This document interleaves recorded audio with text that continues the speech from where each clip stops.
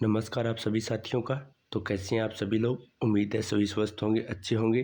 तो आप सभी का एक बार फिर से स्वागत करते हैं आपके अपने यूट्यूब चैनल सरकारी गेस्ट पर। हमने जो हरियाणा जीके की प्रैक्टिस सेट की सीरीज़ स्टार्ट की थी, जिसमें हम एचएसएससी के जितने भी प्रीवियस ईयर एग्ज़ाम हुए हैं, जिनमें उनके द्वारा क्वेश्चन पूछे गए हैं, उनको इस प्रैक्टिस सेट के माध्यम से कवर करा रहे हैं। तो आज हमारा प्रैक्टिस सेट नंबर 31 रहेगा और प्रत्येक प्रैक्टिस सेट में हम टोटल 30 क्वेश्चन कवर करते हैं, जो सभी के सभी प्रीवियस ईयर क्वेश्चन बेस्ड रहते हैं। अगर आप हरियाणा के किसी भी एग्ज़ाम की तैयारी कर रहे हैं, जैसे हरियाणा पुलिस, सिटी मेंस या ग्रुप डी, और अगर अदर कोई एग्ज़ाम है जिसमें हरियाणा की पूछी जाती है, तो यह प्रैक्टिस सेट की सीरीज़ आपके लिए बहुत ही इम्पोर्टेंट रहने वाली है। अगर आपने अभी तक इस चैनल को सब्सक्राइब नहीं किया है, तो चैनल को सब्सक्राइब कर लीजिए, क्योंकि इस पे हम सभी के सभी एचएसएससी के जितने भी प्रीवियस ईयर क्वेश्चन हुए हैं 2025 तक, उन सभी को इस प्रैक्टिस सेटों के माध्यम से कवर करा रहे हैं, जो आपके आगे आने वाली सभी एग्जामों के लिए महत्वपूर्ण रहेंगे। तो चलिए आज बिना किसी देरी के साथ आज के प्रैक्टिस सेट नंबर 31 की शुरुआत करते हैं। अगर आपने इससे पहले वाले प्रैक्टिस सेट नहीं देखे हैं, तो उनका लिंक आपको नीचे डिस्क्रिप्शन में मिल जाएगा, वहाँ पर जाकर देख सकते हैं। तो चलिए बढ़ते हैं आज के पहले प्रश्न से। ये कल जो रह गया था उस क्वेश्चन है, यानी कल हमने 29 क्वेश्चन किए थे, तो आज हम 31 क्वेश्चन कवर करेंगे। तो चलिए शुरू करते हैं आज के पहले प्रश्न से। पहला प्रश्न है, अशोक का टोपरा स्तंभ किस जिले में पाया गया। तो अशोक के द्वारा जो टोपरा स्तंभ पर अभिलेख लिखवाया गया था, वह हरियाणा में कौन से जिले पे पाया गया था, यह आपसे पूछा है। और आपके सामने चार ऑप्शन दिए हैं। पहला है पंचकुला में, दूसरा ऑप्शन है अम्बाला में, तीसरा ऑप्शन है महेंद्रगढ़ में, और चौथा ऑप्शन है पलवल में। तो टोपरा स्तंभ की बात करें तो यह हरियाणा के अम्बाला ज़िले में पाया गया था, और बाद में इसे फिरोज शाह तुगलक के द्वारा दिल्ली से ले जाया गया था, तो वहाँ पर इसे बाद में रखा गया था। तो पहले यह अम्बाला में पाया गया था और बाद में फिरोज शाह तुगलक के द्वारा इसे दिल्ली ले जाया गया था। तो सबसे पहले यह अम्बाला में पाया गया था, तो इसलिए इस प्रश्न का राइट आंसर हो जाता है ऑप्शन नंबर बी, अम्बाला में। चलिए आगे बढ़ेंगे और बात करेंगे नेक्स्ट क्वेश्चन पे। अगला क्वेश्चन है क्वेश्चन नंबर 241 है, और आज के प्रैक्टिस सेट की शुरुआत यहीं से होती है। आज का पहला प्रश्न है, यानी हरियाणा में राज्य योजना बोर्ड का चेयरमैन कौन होता है। तो राज्य में जो योजनाएं बनाती हैं उनको बोर्ड होता है, राज्य योजना बोर्ड, और उसके चेयरमैन की बात आपसे पूछी है कि कौन होता है, जिसमें पहला ऑप्शन है मुख्यमंत्री, दूसरा ऑप्शन है मुख्य सचिव, तीसरा ऑप्शन है वित्त मंत्री, और चौथा ऑप्शन है राज्यपाल। तो इनमें से कौन होता है राज्य योजना बोर्ड का चेयरमैन। तो इसका सही जवाब है ऑप्शन नंबर ए, यानी मुख्यमंत्री राज्य योजना बोर्ड का चेयरमैन होता है। और आप सभी के लिए एक होमवर्क है, तो कमेंट में ज़रूर बताएं कि अभी वर्तमान में राज्य योजना बोर्ड का अध्यक्ष हरियाणा में कौन है। तो कमेंट में ज़रूर बताएं कि इस प्रश्न का जवाब क्या रहने वाला है, कि वर्तमान में कौन चेयरमैन है राज्य योजना बोर्ड का। आगे बढ़ते हैं और बात करते हैं नेक्स्ट क्वेश्चन पे।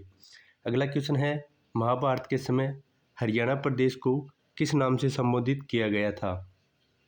तो हरियाणा की बात की गई है, महाभारत में इसे किस नाम से जाना जाता था, यह आपसे पूछा है।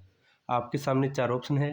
पहला है बहुधन्य, तीसरा है हरियाणा, चौथा ऑप्शन है आर्यवर्त, और पांचवा ऑप्शन है आर्याना।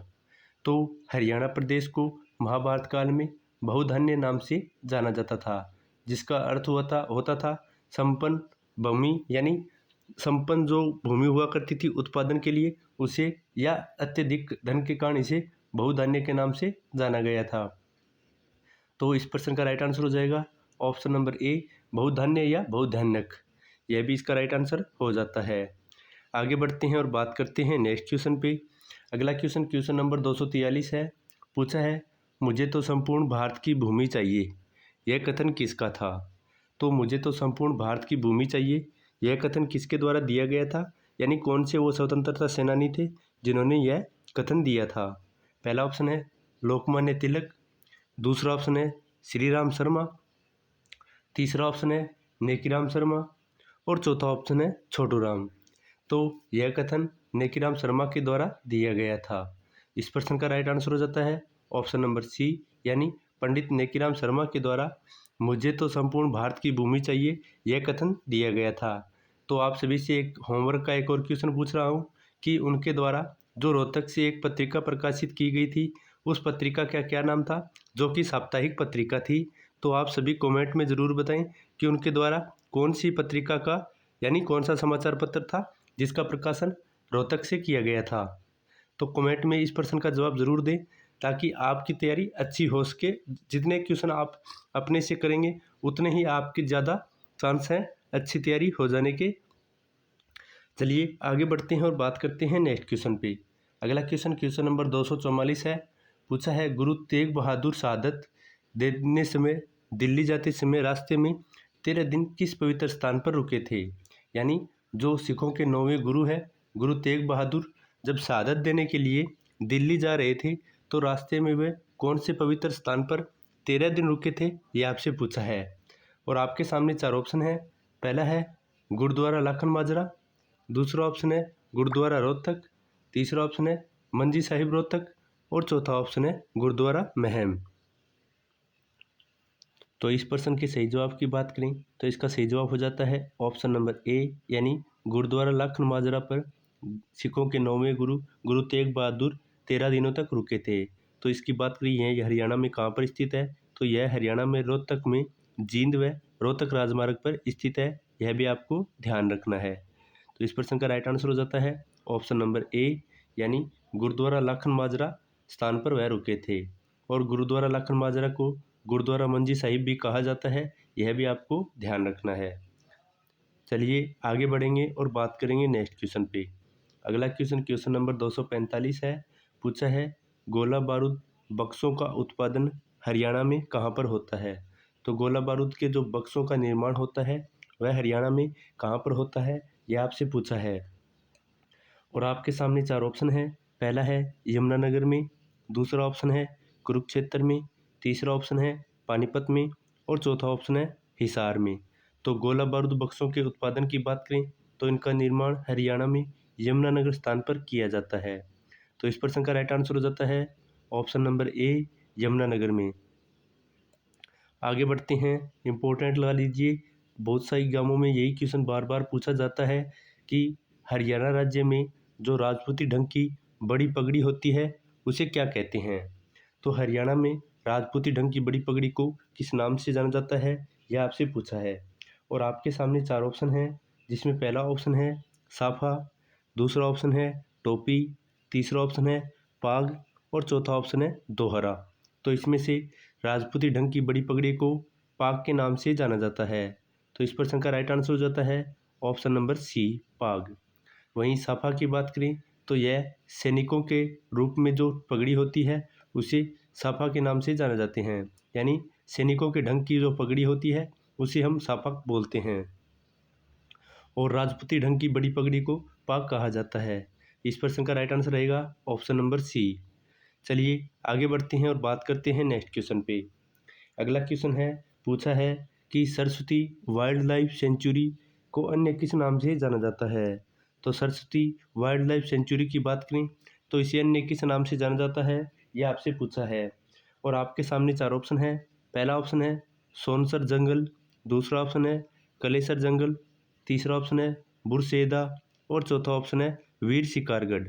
तो सरस्वती वाइल्ड लाइफ सेंचुरी की बात करें तो इसे सोनसर जंगल के नाम से जाना जाता है।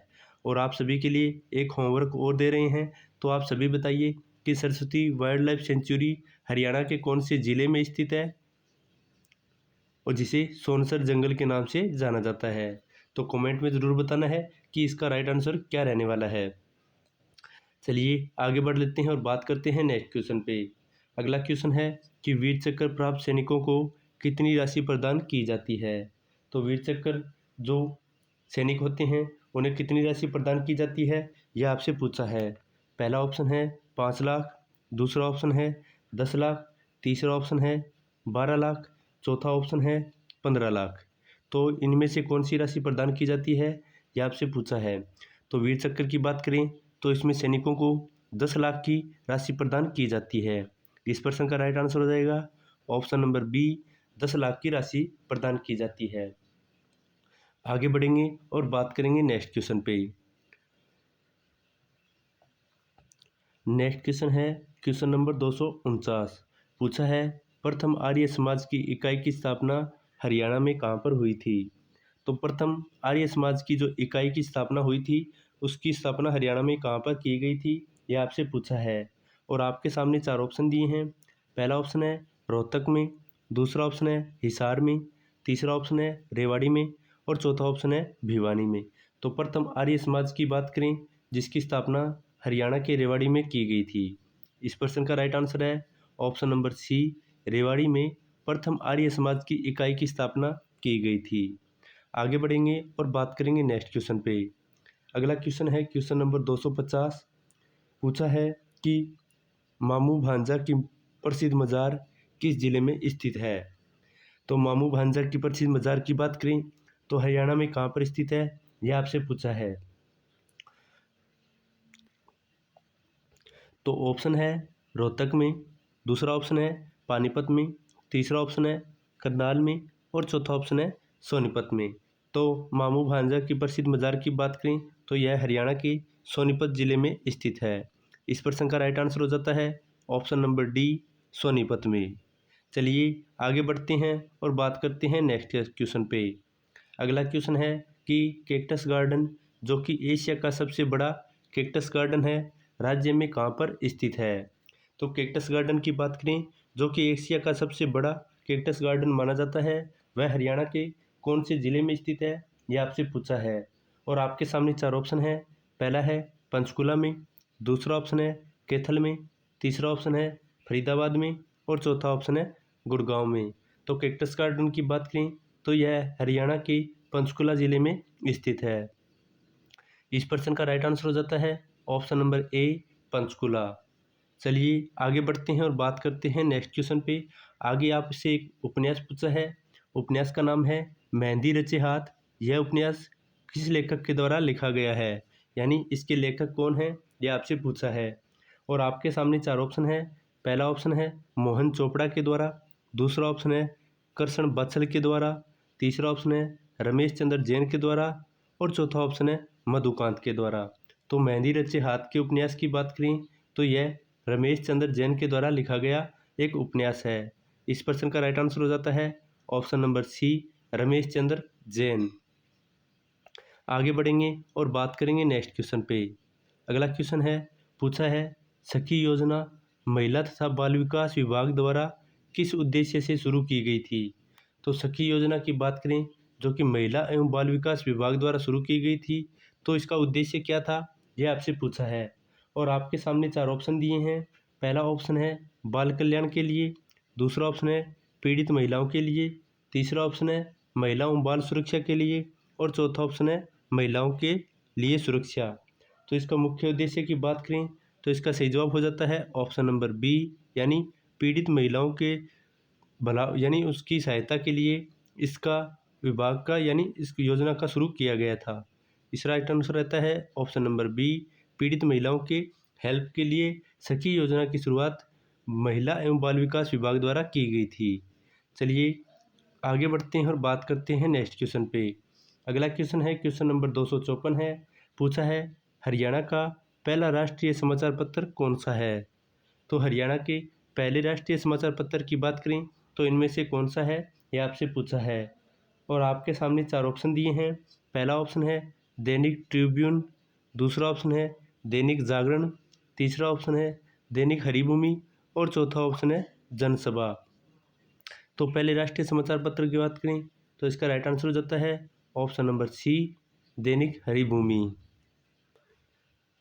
तो राइट आंसर रहेगा ऑप्शन नंबर सी, दैनिक हरिभूमि हरियाणा का पहला राष्ट्रीय समाचार पत्र हो जाता है। नेक्स्ट प्रश्न है पूछा है भौगोलिक दृष्टि से हरियाणा को 3 इकाइयों में बांटा गया जाता है, यानी इनमें से कौन सा शामिल नहीं है। तो हरियाणा को भौगोलिक की 3 इकाइयों में बांटा गया है, उनमें से कौन सा शामिल नहीं है, यह आपसे पूछा है। और आपके सामने चार ऑप्शन है। पहला है कुरुक्षेत्र, दूसरा ऑप्शन है हरियाणा, तीसरा ऑप्शन है भटियाना और चौथा ऑप्शन है फतेहगढ़। तो इसमें से सही जवाब हो जाता है ऑप्शन नंबर डी, यानी फतेहगढ़, जो कि हरियाणा की भौतिक इकाइयों में शामिल नहीं है। तो इस प्रश्न का राइट आंसर हो जाएगा ऑप्शन नंबर डी, फतेहगढ़, जो कि हरियाणा की भौगोलिक दृष्टि से 3 इकाइयों में शामिल नहीं है। चलिए आगे बढ़ते हैं और बात करते हैं नेक्स्ट क्वेश्चन पे। अगला क्वेश्चन है क्वेश्चन नंबर 256। पूछा है हरियाणा का कलेसर नेशनल पार्क निम्न में से किस जीव के लिए प्रसिद्ध है। तो हरियाणा के कलेसर नेशनल पार्क की बात करें तो यह मुख्य रूप से किसके लिए प्रसिद्ध है, यह आपसे पूछा है। और आपके सामने 4 ऑप्शन है। पहला ऑप्शन है चीता के लिए, दूसरा ऑप्शन है पक्षियों के लिए, तीसरा ऑप्शन है बंदर के लिए और चौथा ऑप्शन है चितकबरी छिपकलियों के लिए। तो कलेसर नेशनल पार्क की बात करें जो कि मुख्य रूप से पक्षियों के लिए प्रसिद्ध है। इस प्रश्न का राइट आंसर हो जाता है ऑप्शन नंबर बी, पक्षियों के लिए। और आप सभी के लिए एक होमवर्क और देते हैं, तो आप सभी कमेंट में जब बताएं कि कलेसर नेशनल पार्क हरियाणा में कौन से स्थान पर स्थित है। तो कमेंट में ज़रूर जवाब दें कि आपका राइट आंसर क्या रहने वाला है। तो आप बाद में आपको कमेंट को पिन कर दिया जाएगा जो इसका राइट आंसर रहेगा। तो कलेसर नेशनल पार्क कहाँ पर स्थित है, इसका जवाब आपको कमेंट में बताना है। आगे बढ़ते हैं और बात करते हैं नेक्स्ट क्वेश्चन पे। अगला क्वेश्चन है 27 सहस्त्र श्लोकों का सार यह किस संत के द्वारा लिखा गया है। तो 27 सहस्त्र श्लोकों की बात करें तो यह सार किसके द्वारा लिखा गया है, यह आपसे पूछा है। चलिए ऑप्शन पे चलते हैं। तो ऑप्शन की बात करें तो आपके सामने 4 ऑप्शन दिए हैं। पहला ऑप्शन है संत गरीब के द्वारा, दूसरा ऑप्शन है संत निश्चल दास के द्वारा, तीसरा ऑप्शन है संत सूरदास के द्वारा और चौथा ऑप्शन है संत चेतराम के द्वारा। तो 27 सहस्त्र श्लोकों की बात करें तो यह संत निश्चल दास के द्वारा लिखे गए हैं। तो इस प्रश्न का राइट आंसर हो जाता है ऑप्शन नंबर बी, संत निश्चल दास के द्वारा। वहीं आगे बढ़ते हैं और बात करते हैं नेक्स्ट क्वेश्चन पे। अगला क्वेश्चन है क्वेश्चन नंबर 258 है। पूछा है जाट गजट समाचार पत्र किससे निकाला था। तो जाट गजट समाचार पत्र की बात करें तो इसका प्रकाशन किसके द्वारा किया गया था, यह आपसे पूछा है। और आपके सामने 4 ऑप्शन है। पहला है छोटूराम के द्वारा, दूसरा ऑप्शन है बालमुकुंद के द्वारा, तीसरा ऑप्शन है श्री राम के द्वारा, श्री राम शर्मा के द्वारा, चौथा ऑप्शन है कन्हैया लाल के द्वारा। तो जाट गजट की बात करें तो इस समाचार पत्र का प्रकाशन सर छोटूराम के द्वारा किया गया था। इस प्रश्न का राइट आंसर है ऑप्शन नंबर ए, छोटूराम। अगर आपको इसको याद रखना है तो इसकी ट्रिक है, इसके अंत में ट आ रहा है, इसके अंत में ट आ रहा है और छोटू के नाम में भी अंत में ट आ रहा है। तो इसके आधार पर इसे आप याद रख सकते हैं कि छोटूराम के द्वारा जाट गजट समाचार पत्र का प्रकाशन किया गया था। आगे बढ़ते हैं और बात करते हैं नेक्स्ट क्वेश्चन पे। अगला क्वेश्चन है कि ब्लू बर्ड झील कहाँ स्थित है। तो ब्लू बर्ड झील की बात करें तो हरियाणा में कहाँ पर स्थित है, यह आपसे पूछा है। पहला ऑप्शन है फतेहाबाद में, दूसरा ऑप्शन है फरीदाबाद में, तीसरा ऑप्शन है हिसार में और चौथा ऑप्शन है जींद में। तो ब्लू बर्ड झील की बात करें तो यह हरियाणा के हिसार जिले में स्थित है। इस प्रश्न का राइट आंसर हो जाता है ऑप्शन नंबर सी, हिसार में। आगे बढ़ते हैं और बात करते हैं अगले क्वेश्चन पे। अगला क्वेश्चन है कि देश के 15 शक्तिपीठों में से एक देवीकूप शक्तिपीठ हरियाणा में किस स्थान पर है। यानी देश के जो 15 शक्तिपीठों में से एक देवीकूप शक्तिपीठ है वह हरियाणा के कौन से स्थान पर स्थित है, यह आपसे पूछा है। और आपके सामने 4 ऑप्शन दिए हैं। पहला है कुरुक्षेत्र में, दूसरा ऑप्शन है फरीदाबाद में, तीसरा ऑप्शन है जगाधरी में और चौथा ऑप्शन है रोहतक में। तो हरियाणा में जो एक देवी कूप शक्तिपीठ है वह हरियाणा के कुरुक्षेत्र नामक स्थान पर स्थित है। तो इस प्रश्न का राइट आंसर हो जाता है ऑप्शन नंबर ए, कुरुक्षेत्र में। आगे बढ़ते हैं और बात करते हैं नेक्स्ट क्वेश्चन पे। अगला क्वेश्चन है कि किस स्थल पर भगवान परशुराम के पिता महर्षि जमदग्नि का प्राचीन मंदिर स्थित है। तो कौन सा स्थान है जहाँ पर परशुराम के पिता महर्षि जमदग्नि का प्रसिद्ध मंदिर स्थित है। और आपके सामने 4 ऑप्शन दिए हैं। पहला ऑप्शन है जामनी में, दूसरा ऑप्शन है हटकेश्वर में, तीसरा ऑप्शन है धराना में और चौथा ऑप्शन है नरकातारी में। तो इनमें से राइट आंसर हो जाता है ऑप्शन नंबर ए, यानी जामनी में जमदग्नि का प्रसिद्ध प्राचीन मंदिर स्थित है और उन्हीं के नाम पर इस स्थान का नाम रखा गया है। तो राइट आंसर रहेगा ऑप्शन नंबर ए, जामनी में। आगे बढ़ते हैं और बात करते हैं नेक्स्ट क्वेश्चन पे। अगला क्वेश्चन है कि हरियाणा में बालिकाओं का स्तर ऊंचा उठाने के लिए कौन सी योजना चलाई जा रही है। तो बालिकाओं के स्तर को यानी उनको पढ़ाना लिखाना और उन्हें आत्मनिर्भर बनाने के लिए कौन सी योजनाएं चलाई जा रही है, ये आपसे पूछा है। और आपके सामने 4 ऑप्शन है। पहला है ड्वाक्रा, दूसरा ऑप्शन है ट्राइसेमा, तीसरा ऑप्शन है अपनी बेटी अपना धन और चौथा ऑप्शन है समन्वय विकास योजना। तो इसमें से राइट आंसर रहेगा ऑप्शन नंबर सी, इसका सही जवाब हो जाता है। अपनी बेटी अपना धन योजना हरियाणा सरकार के द्वारा बालिकाओं का स्तर ऊंचा उठाने के लिए चलाई जा रही है। तो राइट आंसर है ऑप्शन नंबर सी। आगे बढ़ते हैं और बात करते हैं नेक्स्ट क्वेश्चन पे। अगला क्वेश्चन है कि गठन के समय राज्य के किस जिले का नाम सत्यमेवपुरम रखा गया था। तो गठन के समय कौन सा जिला था जिसका नाम सत्यमेवपुरम रखा गया था। आपके सामने 4 ऑप्शन है। पहला है पलवल का, दूसरा ऑप्शन है मेवात का, तीसरा ऑप्शन है यमुनानगर का और चौथा ऑप्शन है रेवाड़ी का। तो इसका सही जवाब हो जाता है ऑप्शन नंबर बी, यानी मेवात का नाम पहले सत्यमेवपुरम रखा गया था। तो राइट आंसर है ऑप्शन नंबर बी, मेवात का। आगे बढ़ते हैं और बात करते हैं नेक्स्ट क्वेश्चन पे। अगला क्वेश्चन है हरियाणा की एकमात्र बारहमासी नदी कौन सी है, यानी जो 12 महीने चलती रहती है वह नदी कौन सी है। आपके सामने 4 ऑप्शन है।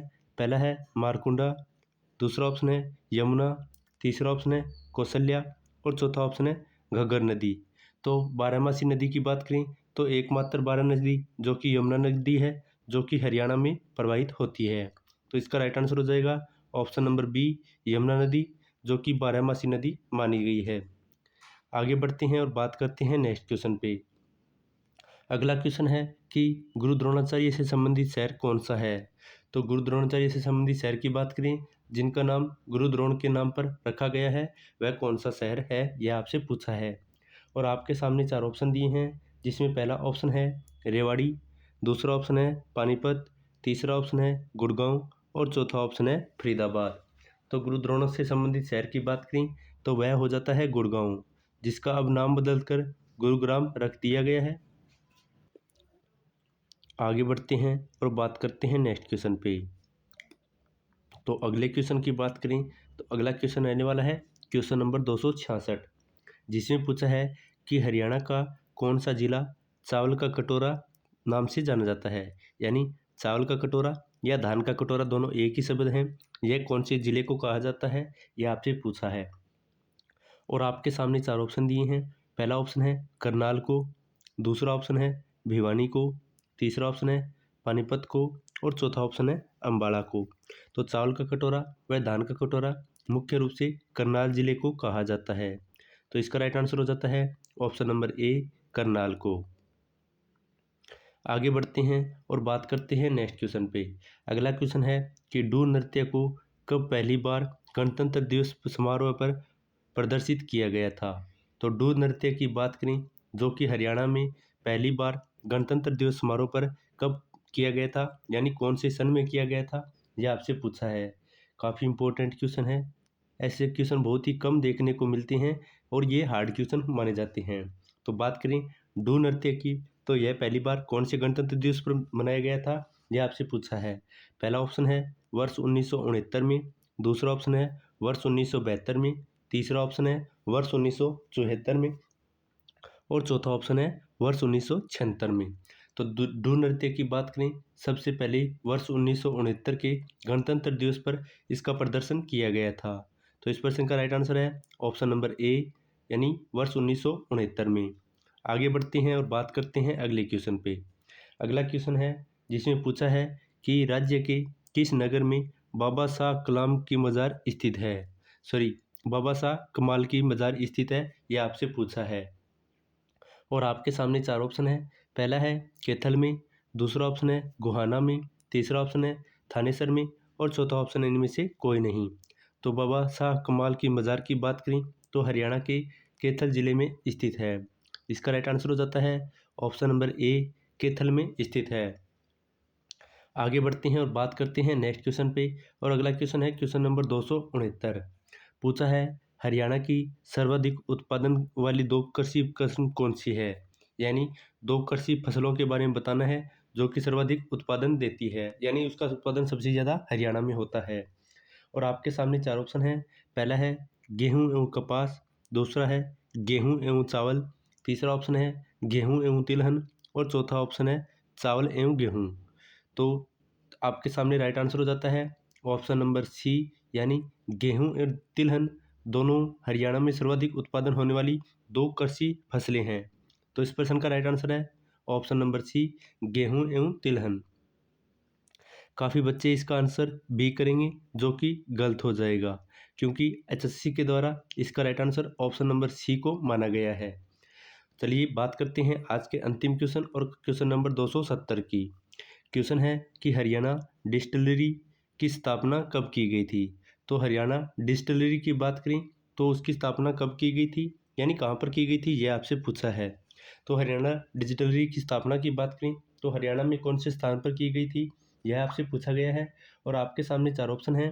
पहला ऑप्शन है पानीपत में, दूसरा ऑप्शन है महेंद्रगढ़ में, तीसरा ऑप्शन है यमुनानगर में और चौथा ऑप्शन है पंचकुला में।